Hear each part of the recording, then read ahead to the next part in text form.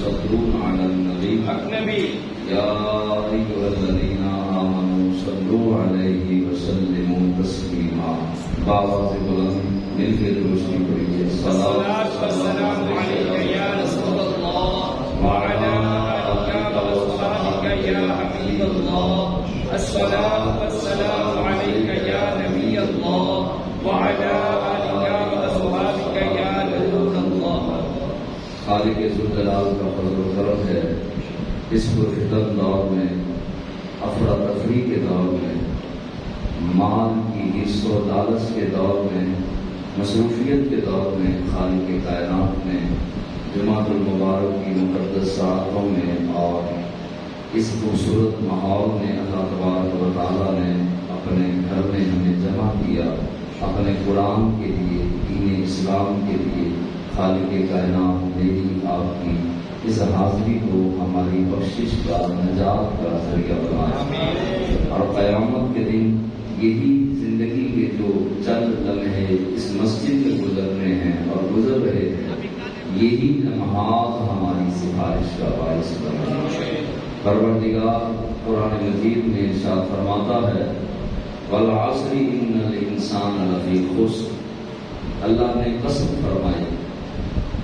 کس چیز کی قسم؟ والعصر. محبوب آپ کے زمانہ پاک کی قسم ہے.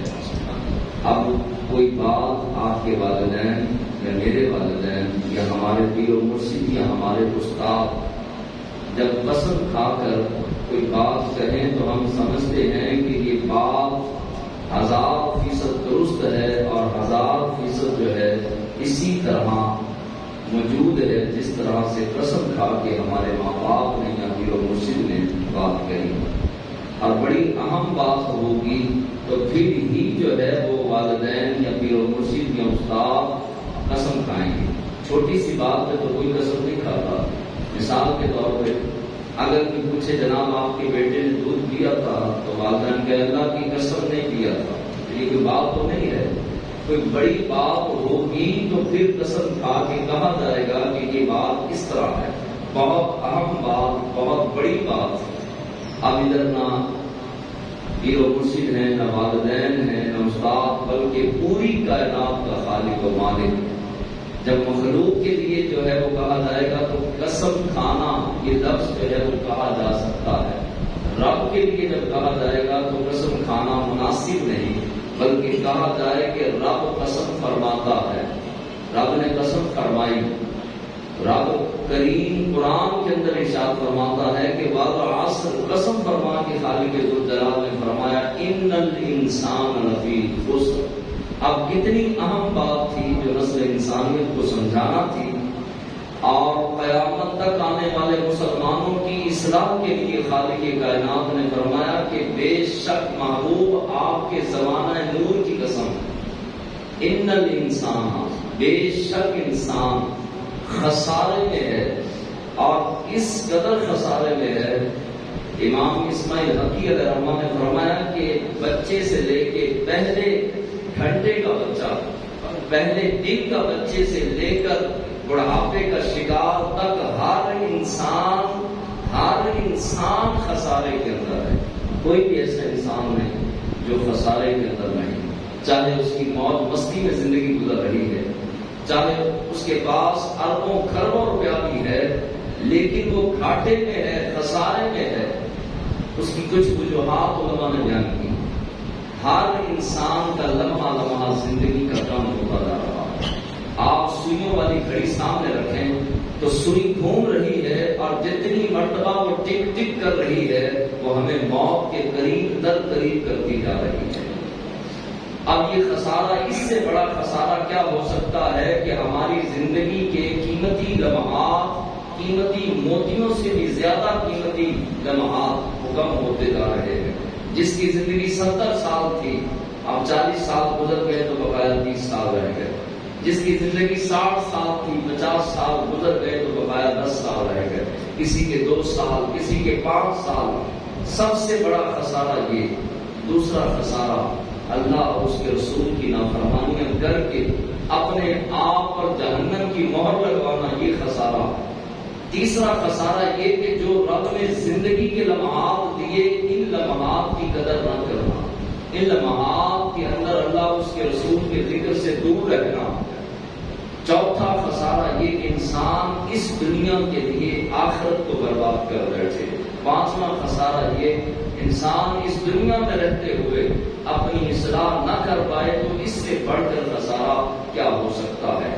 چھٹا خسارہ رشتوں کے اندر جو ہے وہ تقدس، رشتوں کی مٹھاس، رشتوں کی محبت کم سے کم تر ہوتی جا رہی ہے۔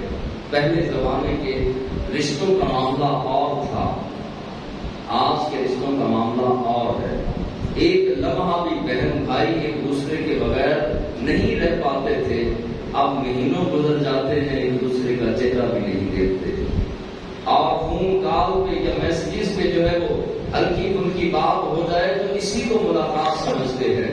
پہلے مہمان کے آ جانے پر گھر کے اندر جو ہے وہ رونق آ جاتی، عید کا سماں ہو جاتا، اور آج مہمان کے آنے پر صف ماتم لکھ جاتا ہے۔ یہ بھی خسارہ ہے، ہر لحاظ سے انسان خسارہ در خسارہ کر رہا ہے، اور انسان کو پتہ بھی نہیں کہ میرا رب قسم فرما کے ارشاد فرما رہا ہے کہ والعصر ان الانسان لفی خسر، انسان گھاٹے کے اندر ہے، خسارے کے اندر ہے۔ حدیث پاک سنیے، فرمایا 5 چیزوں کی قدر کرو 5 سے پہلے، 5 چیزوں کی قدر کرو 5 سے پہلے، زندگی کی قدر کرو موت سے پہلے۔ اگر قبر والے کلام کرتے تو کبھی بھی ہم ایک لمحے کے لیے بھی غافل نہ ہوتے۔ اگر قبر والے کلام کرتے اور ہم جا کے پوچھتے قبرستان قبر والوں کو کہ تمہارے ساتھ کیا بیتی، تمہارے ساتھ کیا معاملہ ہوا، ما فعل اللہ بک، اللہ نے تمہارے ساتھ کیا معاملہ کیا، آج جا کے دیکھیں کتنی خواہشات مٹی کا ڈھیر بن کے بیٹھی۔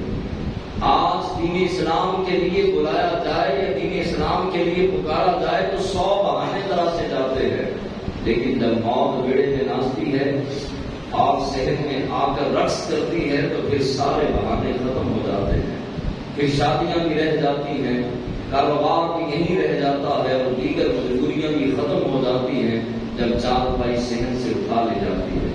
تو فرمایا کہ زندگی کی قدر کرو، اللہ نے زندگی دی ہے تو اس کی قدر کرنی چاہیے۔ زندگی کو برباد کرنا انسان کی جہالت ہے، یہ انسان کا خسارہ ہے، یہ انسان کا نقصان ہے۔ اور آپ کے علم میں ہے کہ دارت القرآن یہ علمی دھات بٹھانے کے لیے درس قرآن نہیں کرتا، بلکہ ایک تربیتی اجتماع ہوتا ہے، ایک تربیت کے لیے میں اپنی اور آپ کی تربیت کے لیے یہ درس قرآن کا سلسلہ رکھا ہے، تاکہ میری تربیت بھی ہوتی رہے، میری زبان سے نکلنے والے لفظ مجھے بھی جھنجھوڑتے رہیں اور آپ کی بھی اصلاح کا سامان کرتے رہیں۔ ہم ایک دوسرے کی اصلاح کرتے رہیں گے تو پھر ہماری زندگی کے اندر بہتریاں آئیں گی۔ میں نے آپ کی اور آپ نے میری اصلاح کرنا چھوڑ دی تو سمجھ لیجیے کہ ہم تباہی کے اور بربادی کے دہانے پر آ کر کھڑے ہو گئے۔ 5 چیزوں کی قدر کرو 5 سے پہلے۔ نمبر 1، زندگی کی قدر کرو موت سے پہلے۔ موت آنے کے بعد انسان اگر اس کو موقع ملے کہ مانگ کیا مانگتا ہے تو وہ سر سجدے میں رکھ کے کہے گا پروردگار مجھے 60 70 80 سال نہ دے، مجھے چند لمحات دے دے، میں واپس جاؤں، توبہ کروں، تیری بارگاہ میں آؤں، اور اگر تو مجھے قیامت تک زندگی دے تو میں تجھ سے وعدہ کرتا ہوں۔ بندہ اپنے رب سے کہے گا میں وعدہ کرتا ہوں کہ کبھی بھی اپنی پیشانی سجدے سے نہیں اٹھاؤں گا، بس سجدے میں اپنا سر رکھ کے قیامت کے دن اٹھاؤں گا، لیکن یہ قدر ہوگی موت کے بعد۔ ابھی زندگی ہے تو زندگی کے اندر جو ہے وہ انسان کو زندگی کی قدر کرنی چاہیے۔ دوسری، جوانی کی قدر کرو بڑھاپے سے پہلے۔ بوڑھوں سے پوچھیں کہ کس قدر جو ہے وہ بڑھاپا اذیت ناک ہوتا ہے۔ انسان چند قدم چلے تو سانس چڑھ جاتا ہے، نہ صحیح طرح رکوع ہو سکتا ہے، نہ سجدہ ہو سکتا ہے، نہ ٹھنڈے گرم پانی سے صحیح انداز سے وضو ہو سکتا ہے، نہ زیادہ رکعتیں پڑھی جا سکتی ہیں۔ انسان کی ہڈیاں درد ہوتی ہیں اور گوٹے کھڑکتے ہیں۔ انسان کی زندگی کی حسین جو عبادت ہے وہ جوانی کی عبادت ہے۔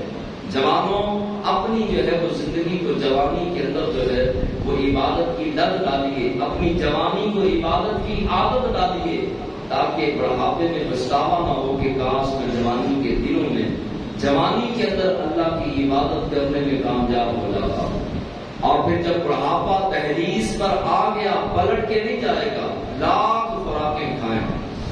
وہ ایک گلوکار تھا لیکن بات اس نے جو ہے وہ بڑی اعلیٰ کی، کہنے لگا کہ گئی جوانی ہاتھ نہیں آندی، ہمیں 100 خوراکاں کھائیے، جتنی مرضی جو ہے وہ خوراک کھا لی جائے، لیکن جب بڑھاپا دہلیز پر آ کے دستک دے دیتا ہے تو بڑھاپا پھر اپنا آپ دکھاتا ہے۔ تو بڑھاپے سے پہلے جوانی کی قدر کرو، جوانی کے اندر جتنا دین کا کام کر سکتے ہو کرو، جتنا جو ہے اسلام کی خدمت، قرآن کی خدمت کر سکتے ہیں وہ کریں، ماں باپ کی خدمت کر سکتے ہیں کریں، جتنے زیادہ لمبے سجدے کیے جا سکتے ہیں کریں، کیونکہ بڑھاپے کے سجدے تو پھر آپ کے سامنے ہیں، نہ پاؤں صحیح لگتے ہیں، نہ ماتھا صحیح لگتا ہے، نہ ہی جو ہے وہ لذت اور وہ طاقت رہتی ہے انسان کے جسم میں کہ جو ہے وہ بڑھاپے کے سجدوں میں لذت آئے۔ نمبر 3، صحت کی قدر کرو بیماری سے پہلے۔ جو صحت مند ہیں وہ قدر کریں بیماری سے پہلے۔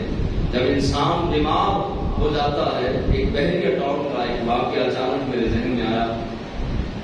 ایک عالم دین نے واقعہ سنایا تھا، کہنے لگے کہ میں بحریہ ٹاؤن مسجد کا خطیب ہوں، میرے پاس ایک شخص آیا، اپنی کوٹھیوں اور بنگلوں کی کہانیاں سنانے لگا اور کہنے لگا کہ میرا ایک بیٹا نیوزی لینڈ ہے، دوسرا امریکہ ہے، تیسرا فلاں ملک ہے، 4 بیٹے ہیں، چاروں جو ہیں وہ دیگر ملکوں میں ہیں اور بالکل جو ہے وہ اسٹینڈ ہیں اور لاکھوں روپیہ مہینے کا کما رہے ہیں۔ میں نے ساری زندگی بہت محنت کی، بہت مشقت کی، بچوں کو پالا پڑھایا، جوان کیا، کوٹھیاں بنگلے بنائے، بچوں کو پڑھا کے دوسرے ملکوں میں سیٹل کیا۔ اب میری باری ہے کہ میں بیٹھ کے کھاؤں، اب میری باری ہے کہ میں سکون کروں، اب عیش کی زندگی گزاروں گا۔ بچے جوان ہو گئے، اب اس نے یہ جملے بولے، اب اس کو یہ جملے مہنگے پڑے۔ اب کسی کو نہیں پتا کہ کس نے بچوں کی کمائی کھانی ہے اور کس نے بیٹھ کے کھانا ہے یا کسی نے لیٹ کے کھانا ہے۔ چند ہفتے گزرے تو اچانک سے اس کو جگر کا کینسر جو ہے وہ ڈاکٹروں نے بتایا کہ تمہیں جگر کا کینسر ہے۔ اور جگر کا کینسر ایک ایسا حید کا ہوتا ہے، اس انداز کا ہوتا ہے کہ وہ بڑی جلدی جو ہے وہ پورے جگر کو اپنی لپیٹ میں لے لیتا ہے۔ اب پورا جگر جو ہے وہ کینسر آلود ہو گیا۔ اب بہت سارا علاج کروایا جا رہا ہے، کوٹھیاں بھی ہیں، بنگلے بھی ہیں، ہر چیز منع کر دی گئی، خبردار نہ دودھ نہ دہی نہ لسی نہ کھانا نہ پینا، کوئی چیز نہیں کھانی، صرف لیکوڈ جو ہے وہ آپ کو دیا جائے گا، لیکوڈ لینا ہے، ہر چیز سے منع کر دیا گیا۔ جو بندہ چند ہفتے پہلے ناز کر رہا تھا اپنے مال و زر پہ، اپنے بیٹوں پہ، اپنی دولت پہ، بنگلوں پہ، کاروں پہ، کوٹھیوں پہ، اب وہ بیڈ پہ لگ گیا، چارپائی کے ساتھ چارپائی ہوا، سارے جسم کے بال جھڑنا شروع ہو گئے۔ امریکہ سے 3 بوتلیں کیمیکل کی منگوائی، وہ اندر کینسر کے جراثیم ختم کرنے کے لیے۔ اب وہ اتنا شدید کیمیکل تھا، ایک بوتل اگر کوئی پی لے تو کئی مہینے جو ہے وہ صحیح انداز سے چل پھر نہ سکے، اس کو 3 بوتلیں وہ پلائی گئی۔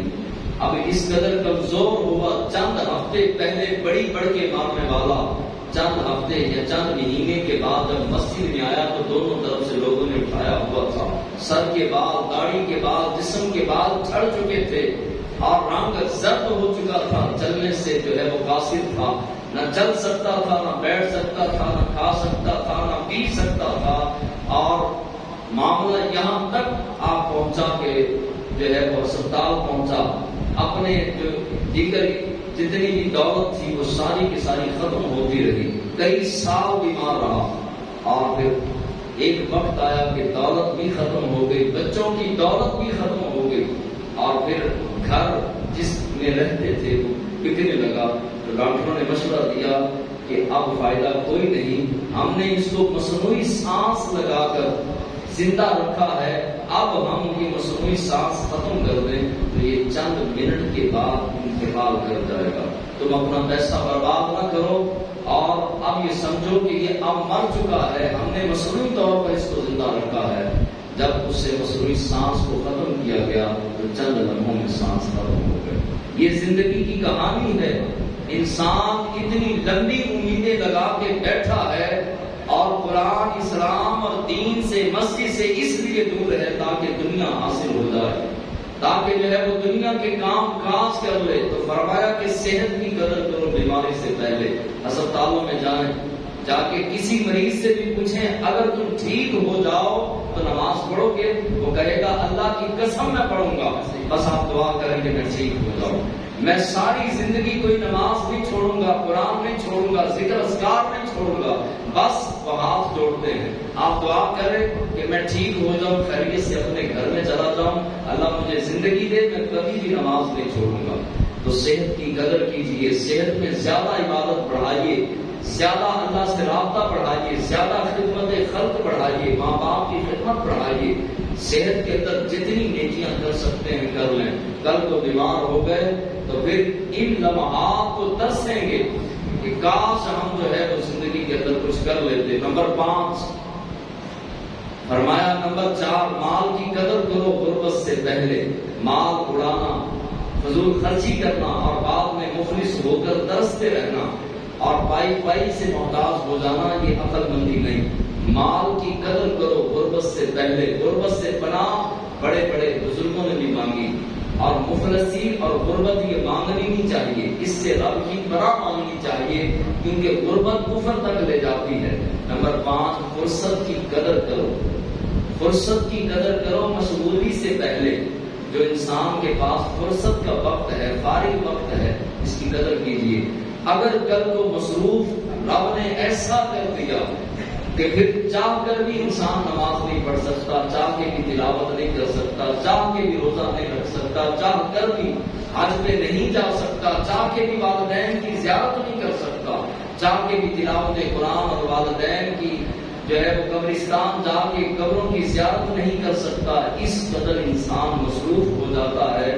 تو مصروفیت سے پہلے فرصت کے لمحات کی قدر کرنا، یہ اللہ کے حبیب علیہ السلام نے فرمایا عقل مندی اور دانائی ہے۔ ہر انسان کے پاس مخصوص وقت ہے، میرے پاس بھی، آپ کے پاس بھی۔ اللہ نے لکھ کے ہمیں ہمارے ہاتھ میں، ہمارے گلے میں ڈال دیا۔